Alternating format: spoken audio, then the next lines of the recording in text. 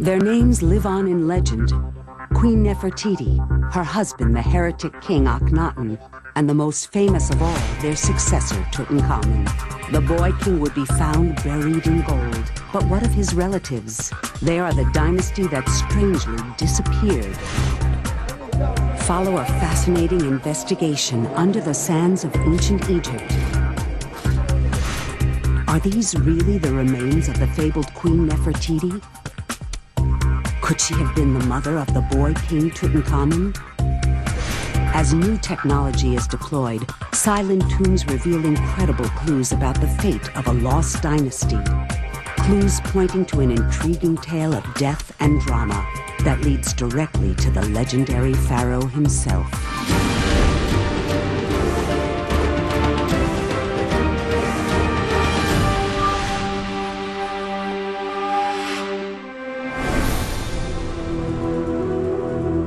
Our story starts here, a place called Amarna.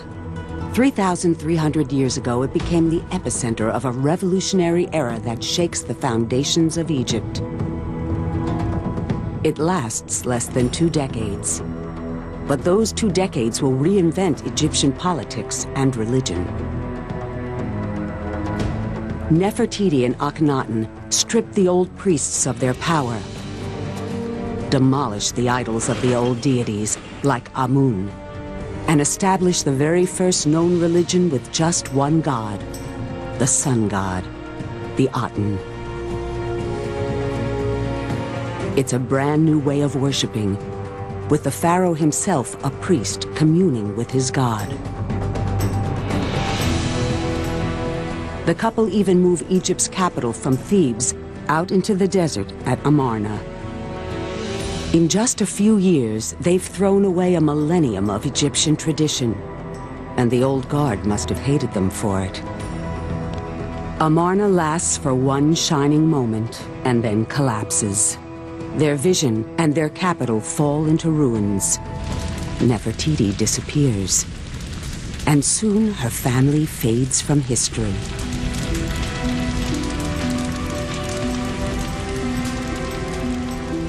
What happened to them? Where did they end up? The answers may lie here, away from Amarna, back to Thebes and the Valley of the Kings. A team of forensic experts are on the trail of Nefertiti and the lost Amarna dynasty. Led by Dr. Zahi Hawass, Secretary General of Egypt's Supreme Council of Antiquities and explorer-in-residence for National Geographic, they've come to a dark and enigmatic tomb known as KV-35. Inside a small side chamber, 2 mummies. They have been there for centuries, without coffins, without wrappings. Both of these mummies have, at times, been identified as Queen Nefertiti. Some have claimed that she is the body in the right, the so-called Elder Lady. But recently, she's been identified as the mummy on the left, known as the Younger Lady. These claims may be premature.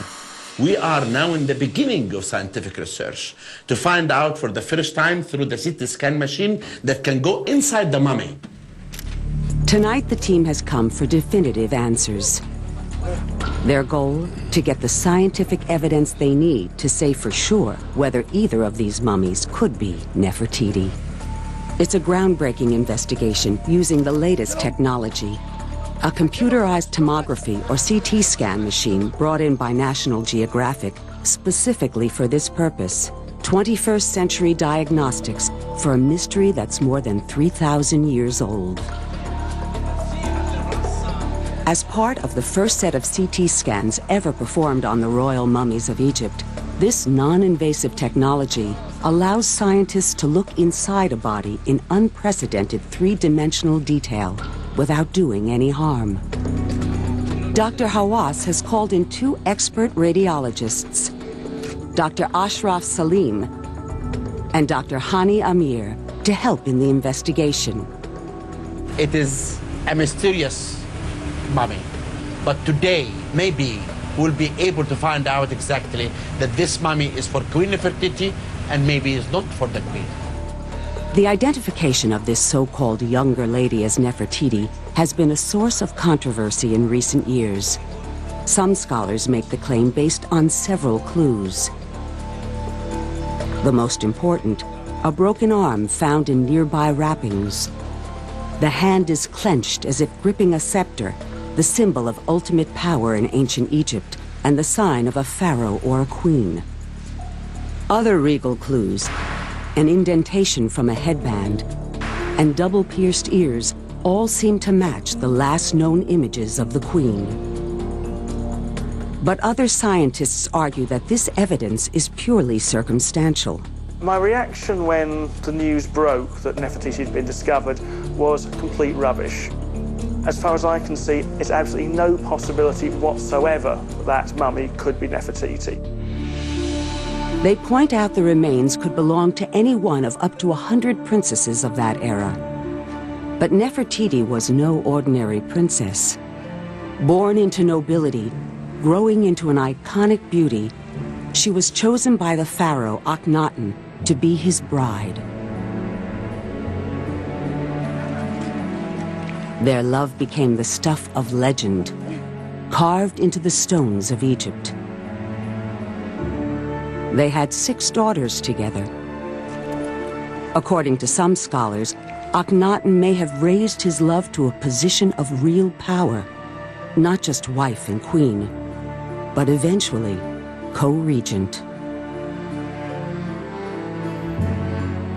Akhenaten wanted to present Nefertiti as somebody who was sharing power with him.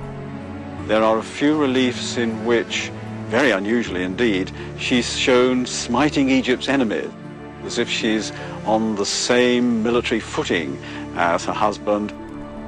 But whether they ruled together or not, both shared the same fate, disappearing into the sands of Amarna.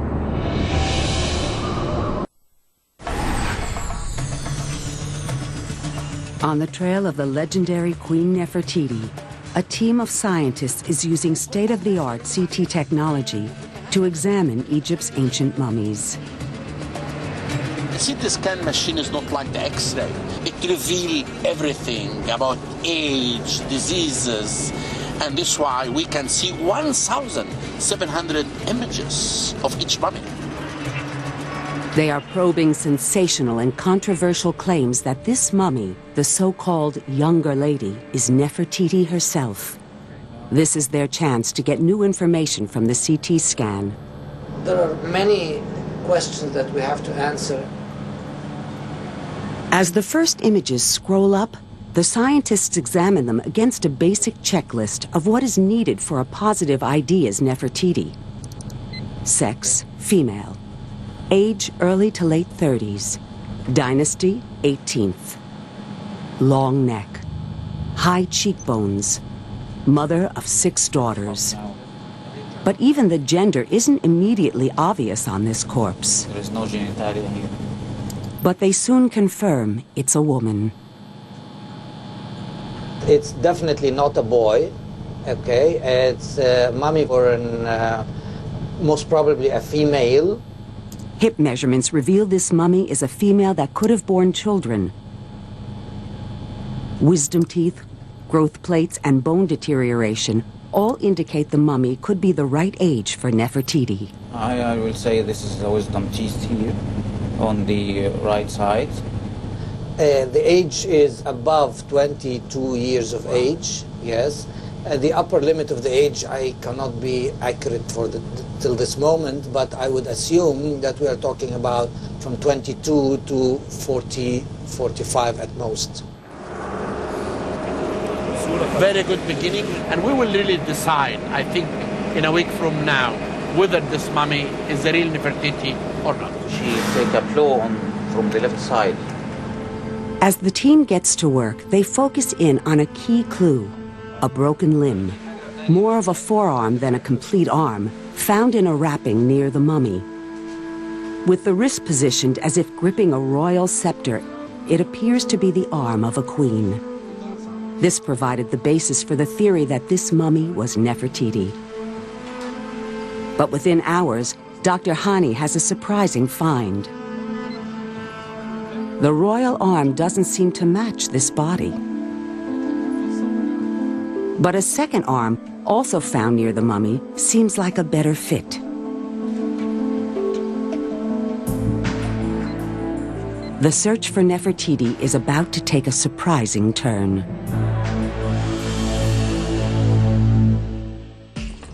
This unidentified mummy found in a mysterious tomb with double piercings and a royal bent arm all make for a controversial theory that this mummy is the missing beauty, Queen Nefertiti.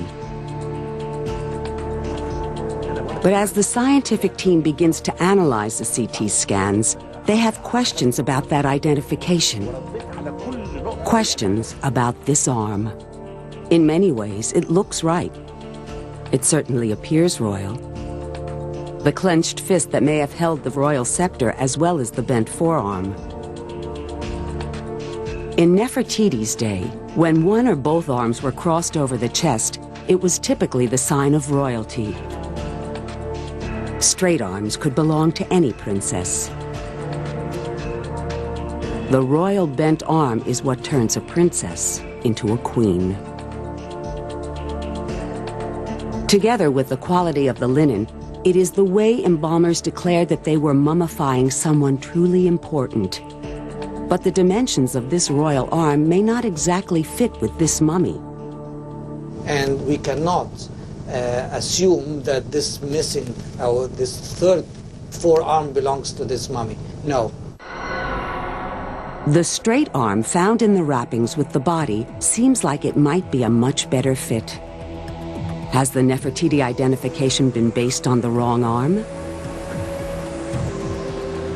Now the team checks which arm actually belongs to the body using 21st century digital imaging to crack a 3,300-year-old case.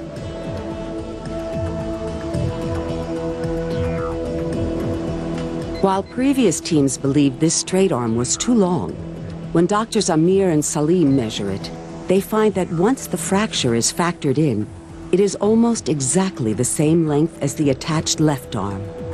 A perfect match.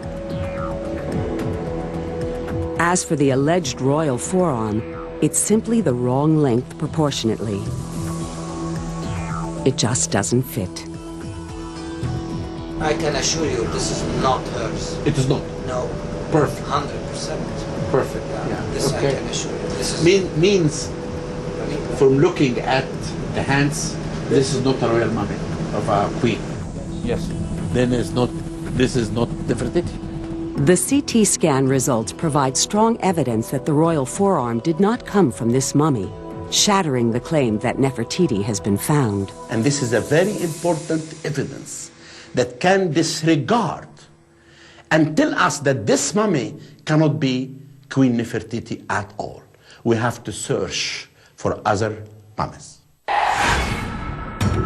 With proof that the younger lady is not Nefertiti, the investigation returns to the Valley of the Kings. Nearly 500 feet away from Tomb 35 is another chamber from the Amarna period, the enigmatic K55. Peter Lacavara is a member of the Amarna Royal Tombs Project. His goal? To find all the missing Amarna burials in the valley. That quest has taken him here to Tomb KV55. Well, Tomb 55 over here is one of the most intriguing and controversial tombs that was ever found in the valley. It was a very roughly hewn, unfinished tomb. This is the entrance shaft. It's really well cut and dressed. This is a very long sloping corridor which in a more elaborate royal tomb would have led to a series of chambers cut into the earth, but it's clear that this wasn't finished.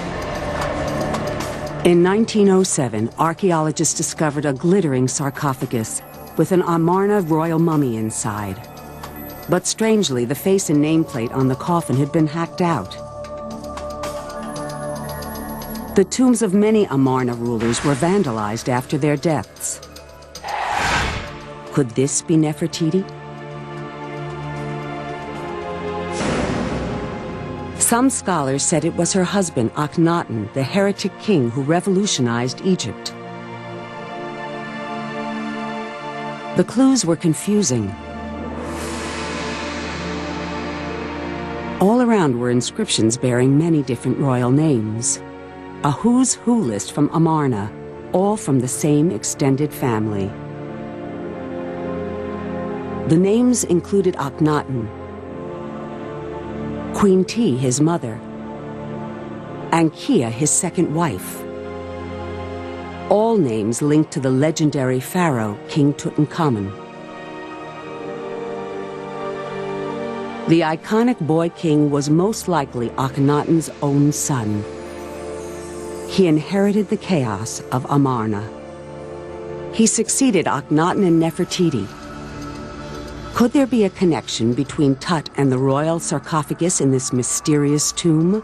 The sarcophagus was found laying on the ground. It was covered by rocks from rockfall from the ceiling, along with fragments of the shrine that were stacked up along the side of the walls, and the canopic jars also on the floor. So it was quite a scattered mess when it was discovered.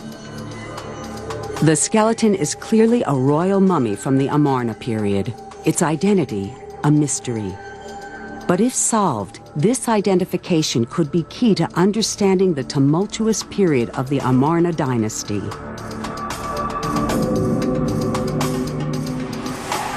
The investigators will have to follow the trail of the mummy to Cairo.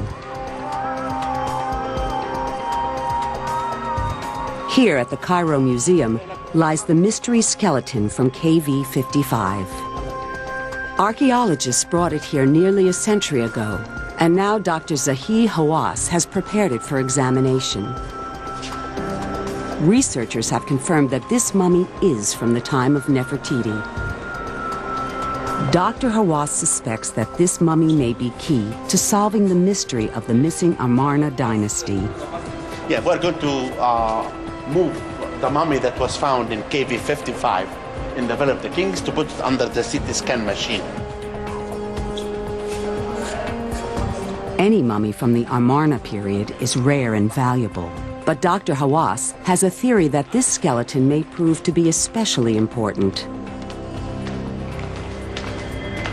Study of the CT scan machine will enable us actually to understand this mummy more, because X-rays that was done before were really little, but this is the first time that this mummy is going to be taken out from the museum and put it under the CT scan machine outside the museum to understand more and more about the people who are related to Nefertiti. Hot on the trail of the mysterious Amarna dynasty, Dr. Hawass is on the verge of a breakthrough. Egyptologists have long debated the identity of the KV-55 mummy since 1907.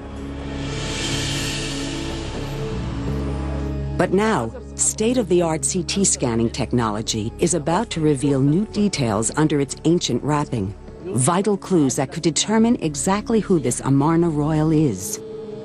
And the hope is that this equipment could identify other mummies whose names have been lost in time. As the mummy enters the scanner, radiation beams generate cross-section images, each less than a millimeter thick. More than 1,500 of these paper-thin images are produced for the entire body. Put together, they create a 3D mummy picture of the body in minute detail. As the initial images emerge, even the first pass gets results.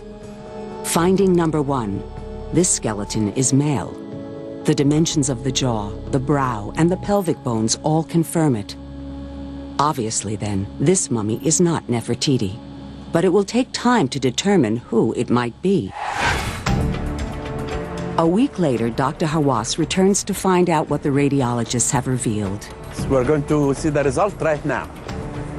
The most important thing that from what you are telling me now, number one, we can say that the mummy in KV55 could be 25 years old. Yes. Could be more, but not less. Not less. Perfect. Age 25 to 40, an important clue that narrows the possibilities. Number two, that there is similarity. The second piece of evidence is even more significant. An unusual egg-shaped skull. Experts call it dolichocephalic. Another famous skull is strikingly similar. The skull of the boy king Tutankhamun. The 55, it is similar to Tutankhamun with the elongated head. The resemblance between the two skulls isn't just close, it's uncanny. There is only a fraction of a centimeter's difference.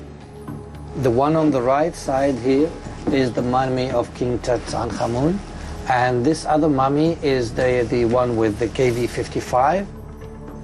Both have the elongated shape of the skull, what we call the dolichocephaly. It's even displayed all over monuments from that era. This elongated head seems to set the Amarna royals apart, from the patriarch Akhenaten right down through all his children. But that's only the first similarity between the KV55 mummy and King Tut. The jaw and cheekbones are almost identical. The shape of the mandible, yes, again, it's mimicking. Both have a light scoliosis of the spine. You will see it's bending to the left side. And also impacted wisdom teeth. On the right side, the upper jaw, the wisdom tooth is unerupted and impacted. Tooth like that of King Tut. But the most intriguing similarity is that both this mystery mummy and King Tut have cleft palates, and they appear to match. In normal development, بيبقى في half right and left, they fuse together. Sometimes this fusion does not happen totally. And the King Tut, it was a very tiny cleft. Again, at KV55, it's a very tiny cleft. A cleft palate. A dolichocephalic skull. These are traits that can get passed down from father to son. From a father like Akhenaten to a son like Tut. Has the team identified the missing pharaoh Akhenaten? A new analysis of the KV55 sarcophagus offers surprising support for this theory. Although the plate or cartouche bearing the name of the mummy inside was hacked out, traces of that name were in fact left behind.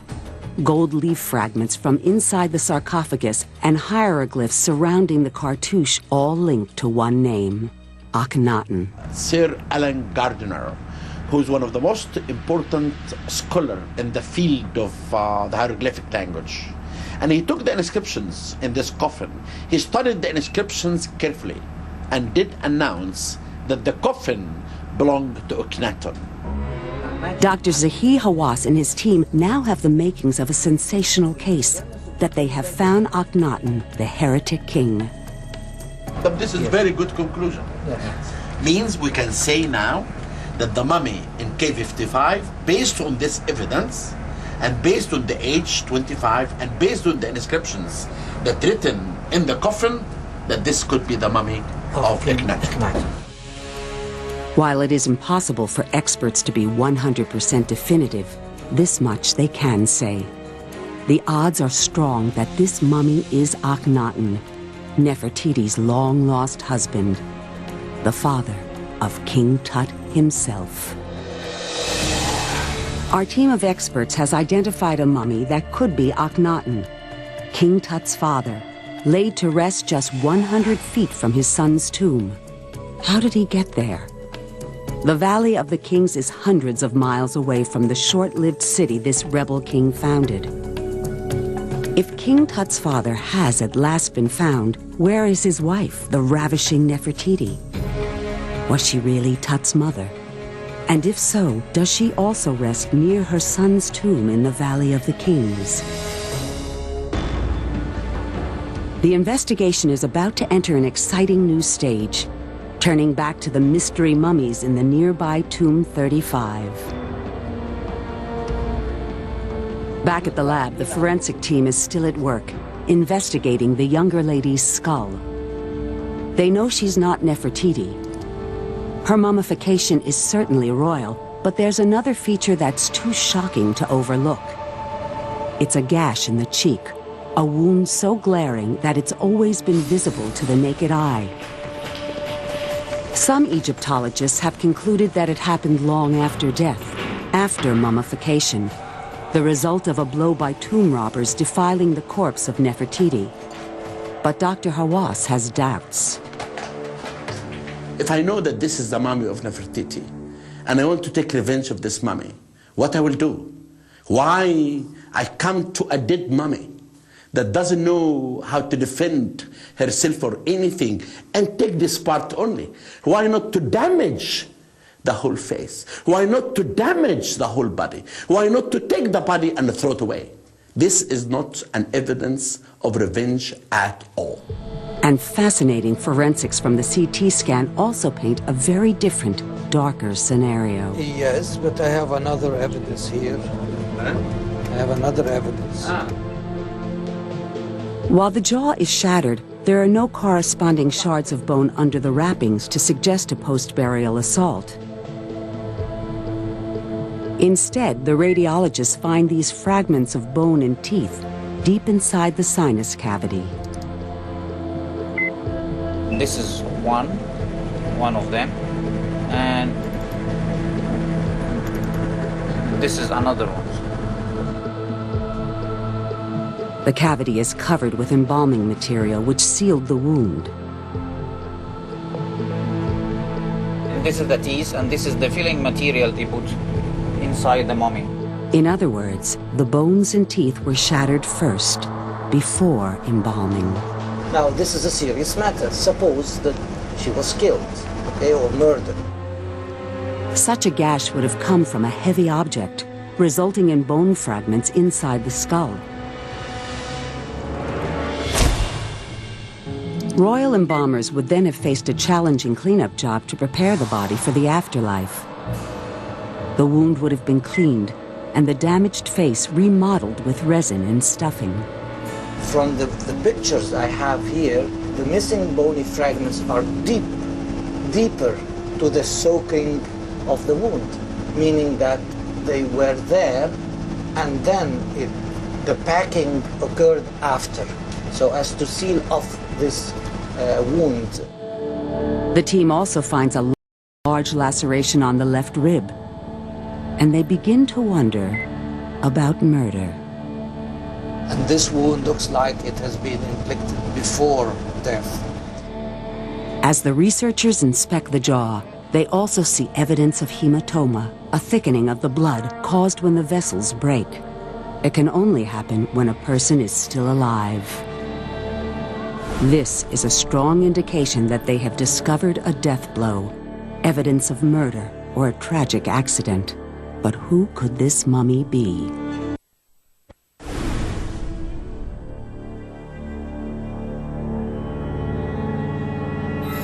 This skull of the so-called younger lady is not elongated like Akhenaten, but it does have several striking characteristics.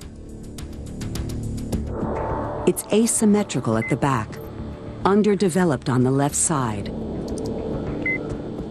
It also has an unusual bone in the back of the head, a small extra fragment between the two rear skull plates. Only one, Amarna Royal, is known to have similar anomalies, King Tut. The team considers the possibility that the younger lady is Tut's mother.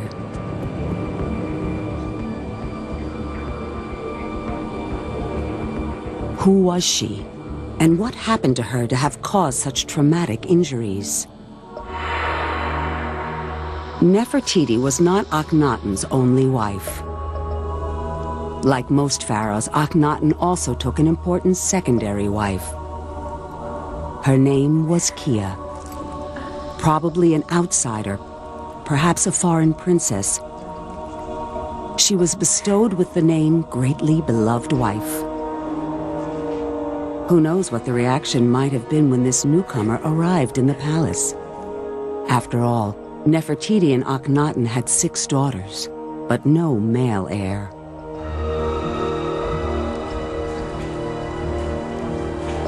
When Kia arrived and perhaps bore Akhenaten a baby boy midway through the pharaoh's reign, the little child would become King Tut.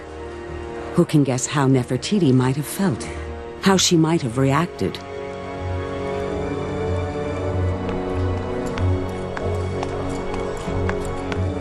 Dr. Hawass believes that instead of seeing Kia or her little boy as a rival, Nefertiti may have seized upon the opportunity of a male heir and raised him as her own. And as he grew, she made sure to marry him off to one of her own daughters to continue her royal line. And in my opinion, she made him to be the king of Egypt because he was very young. He needed an adult to control him. In my opinion, that adult was Queen Nefertiti. No one can say for sure what happened to Kia. She disappeared around year 12 of Akhenaten's reign. Many Egyptologists believe she died right around the time of Tutankhamun's birth. Could this mummy be Tut's missing mother? It could be possible that this mummy could be for the mother of Tutankhamun. Her name was Kia. If this mummy is Kia, the location of her final resting place is another piece of a tantalizing story that's emerging from Egypt's mysterious ruins. It's likely the team has identified the tomb of Tut's father nearby. Could they have found his mother in the Valley of the Kings as well? The investigating team turns its attention to the remaining mummy in Tomb 35, the so-called Elder Lady. They aim to establish the identity of this mummy and how it may be related to the others. This elder lady is certainly one of the most beautiful mummies ever found, with a delicately sculpted face and long flowing hair. It's no wonder that some Egyptologists like Dr. Susan James believe that this third mummy is in fact the wondrous Nefertiti herself. James is convinced that there is a striking physical resemblance between this mummy and the sculptures of Nefertiti. She's so tiny. Absolutely amazing to be inside to see these mummies for the first time. Absolutely gorgeous. She has such distinct features and very delicate, very beautiful features. You can see how she must have been quite beautiful when she was alive. And there is the pronounced filium that goes from the septum of the nose to the bow of the upper lip, the squared lower jaw, the elongated neck, just as in Nefertiti's statuary, and the crossed left hand with the extended thumb, which implies that she was probably holding a lotus scepter.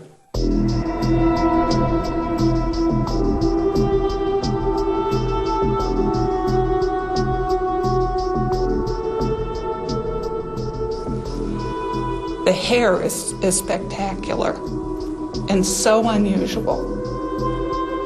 Dr. Susan James believes this evidence suggests the elder lady is Nefertiti.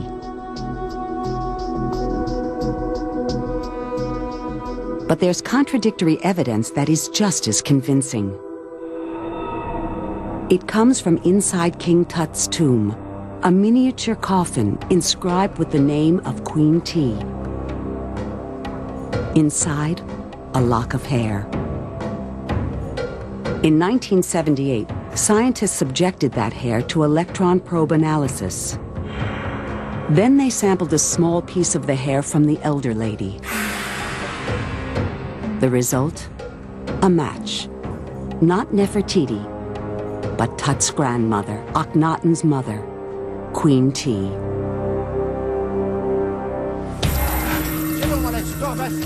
Over the years, scientists have debated the accuracy of that electron probe analysis.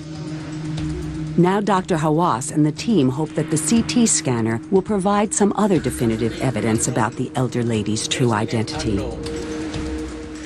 At first, the CT scan seems to bear out Dr. James's theory. The square jaw, the high cheekbones, the distinctive elongated neck. The left arm attached to the body is clearly bent in the royal position. The mummification is clearly 18th dynasty. Even the details of her mummification look better than that of the younger lady. But then other details emerge. The team spots mild degeneration in the spine and knees. That suggests an age range of 40 to 60. Not a great fit for Nefertiti. But it is a much better match for Queen T. Historians place her age at about 50, which corresponds exactly to the CT scan results. For Dr. Hawass, the evidence suggests that this is Queen T. Based on the radiologist's theory and the evidence they presented to me that this lady died in the age of 40 to 50. She has the style of Dynasty 18. She looks very strong from the mummy. I could say that this could be Queen T. T was one of the great queens of ancient Egypt and wielded significant power of her own. She may have acted as a key figure at a critical moment as Amarna passed its peak and began to collapse. Dr. Hawass sees her as the classic interfering mother-in-law that maybe, just like in many 21st century families, mother and daughter-in-law didn't see eye to eye. This lady played a very important role in the Amarna period, because we know in year 12 of Akhenaton's reign, Nefertiti disappeared, and that is the time when Queen T arrived Amarna.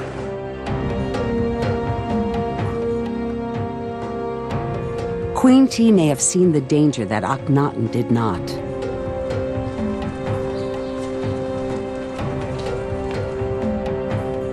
That her son's revolution was failing, that Amarna was on the brink of disaster.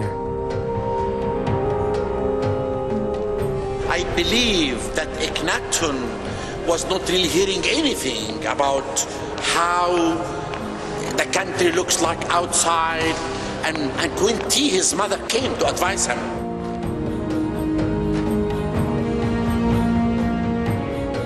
It's like today, when the mother of the husband come to the house, there is fight.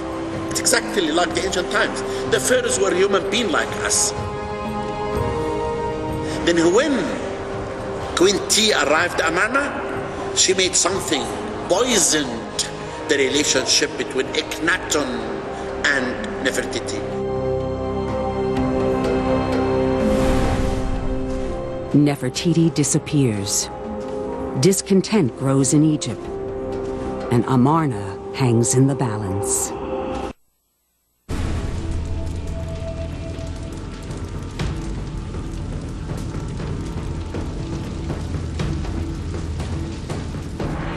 Nefertiti and Akhenaton were erased from temple wall inscriptions, erased from history.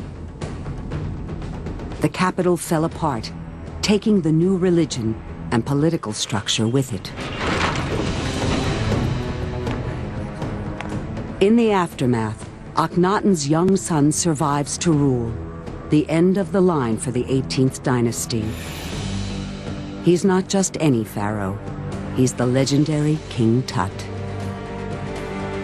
As Akhenaton's son, the boy king is the heir to the throne as well as the turmoil of his father's failed revolution.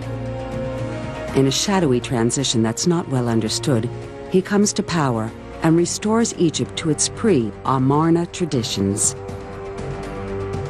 Tut's regime reinstates the old religion, the old priests, and the old power structure. He even returns to the old capital. It's as if his father's revolution had never happened. Tut is compelled to publicly break from his father's beliefs. He even changes his name from the original his father gave him. Tutankhaten, the servant of Aten, his father's sun god, to Tutankhamun, after the traditional god, Amun. In life and death, Tut returns to tradition and the old cemetery where so many pharaohs before him had been buried, the Valley of the Kings, nearly 200 miles from Amarna. This is where he was laid to rest, where he was discovered in 1922, and where he was taken from in 2005 to be CT scanned. For Dr. Hawass and his team, the question is how 3 other Amarna-era mummies came to be buried around him. Could it be that the lost dynasty of Amarna has been found? Close to 200 miles south of Cairo lay the ruins of Amarna, Akhenaten's capital that lasted only a moment before collapsing and fading from history. Once it was the epicenter of a new religion, a new system, a new empire with King Akhenaten and his legendary Queen Nefertiti at the helm.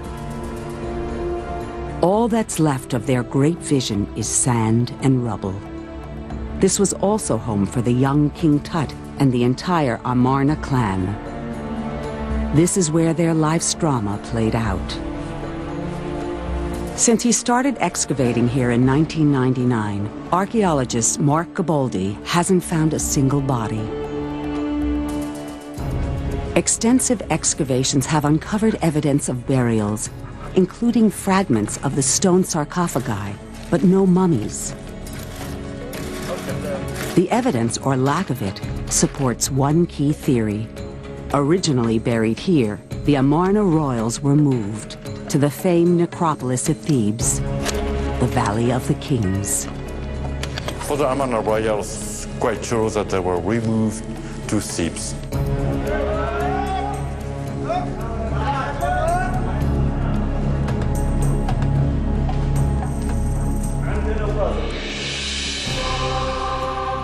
In ancient Egypt, there was no more important journey than the trip across the river to the west, to the Valley of the Kings, the gateway to the afterlife. And so, King Tut may have decided to relocate his closest blood relatives from Amarna to the Valley of the Kings to be near him in death, relatives like his father, Akhenaten. That could be very important theory. Some people could be loyal to Akhenaten, Tutankhamun. He ruled from the age of 9 to the age of 19. In this 10 years, in my opinion, could be the time that he began to look for his father. He sent people to Amarna. They moved his skull and the bones of his body, they moved it to K55 because we are sure now that this coffin belonged to Akhenaten. In a kind of family reunion in the afterlife, Tut might have well brought across the bodies of his family from the ruins of Amarna to the resting place of the pharaohs, the Valley of the Kings. His father, his grandmother, perhaps even his biological mother, all gathered around him. But what about the legendary Nefertiti? Perhaps she's still waiting to be rediscovered in an unknown tomb somewhere in the Valley of the Kings. Certainly there are still remaining patches of the valley that haven't been excavated, so it's certainly possible that there are more tombs yet to be found. And so this ancient Egyptian thriller ends much like a contemporary whodunit, not with one tidy result, but a series of tantalizing clues, answers that raise yet more questions. The Amarna family mystery lingers on. Of 3 intriguing mummies, 2 have been identified as the likely match for the biological mother and father of the legendary boy king Tutankhamun. As for Nefertiti, the fabled queen remains just out of reach. When we tried to search for Nefertiti, we came to an important conclusion that everyone has to know. that the mummy that everyone thought it's for Nefertiti, it is not for Nefertiti, because we gave the proof of that. But the other important fact, that we succeeded to collect a group of people, that all these people belong to the family of Amarna. And this is very important conclusion. King Tut's tomb is renowned for the glittering riches found inside. But one day it may be recognized as a treasure of a different kind, as a focal point for a family burial. One of a series of tombs that reunited the mysterious Amarna clan after death. Their bodies recovered from obscure burials in Amarna, brought together to continue an eternal journey in the afterlife.